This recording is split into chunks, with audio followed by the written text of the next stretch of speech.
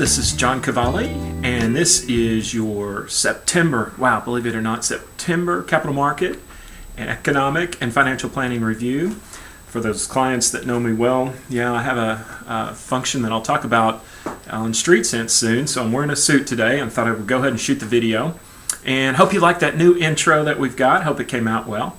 So I'm going to cut right over here to the laptop and we'll go over today's posts and the review. Again, as always, thank you very much for watching. We much appreciate it. So here we go. Okay, here is the post that this video will show up in. And this was a situation that actually happened once again from the field. And this was, we had got some excellent news. But basically, this is a reminder to let everyone know that if you have expensive items in your home, it could be jewelry, paintings, rugs,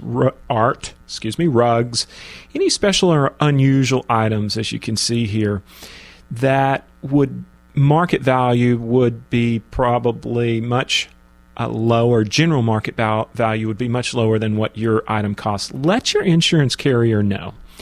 And it's basically just itemizing anything that's of expense. It could be a ring, could be anything. But what happens is if you don't do this and then it's lost, you're only going to be paid the fair market value, which is probably going to be lower in value than what your expensive item is. Okay, so you didn't do this, and I looked into this due to this situation, so you forgot to do this. Guess what? You do actually there's a neat IRS ruling here that you can take a loss on your taxes for the loss of personal property in this manner. Now, there are a few things that hurdles that you have to jump through, as you see I noted here, but all of them worth it for the tax deduction. So hopefully you won't have this situation. We have let go of interest rates for the time being, but as those that have been following you probably know, we're just goo-goo over interest rates. But right now, here's something else that's interesting that's popped up. This is the United States dollar. This is all of the other basket of the dollar versus all the other currencies. Okay, here's what has suddenly happened. This has happened in the last quarter. This is a pretty big move. Okay, the importance of this is a couple. The positives are great. It's pulled down the value of oil prices at the pump. It makes our imports less expensive. It's a good time to travel abroad if we're so doing. The bads are, it actually is very tough for exporters. It's a headwind for all the other countries, and it's tough for foreigners to buy. This is a global world that we're in, a global economic world, and I put a little quote in here that it's not so much the movement, but just how darn fast it happened. Moving right along, the last area on this post is average hourly earnings.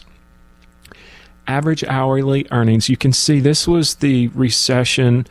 This is actually 9/11 here, and this is the recession, and average hourly earnings bottomed out here back in late 03, and then look at them moving way up. All right, this was a deeper, you can see this is a deeper recession, not only in the stock market, but recession for employee pay.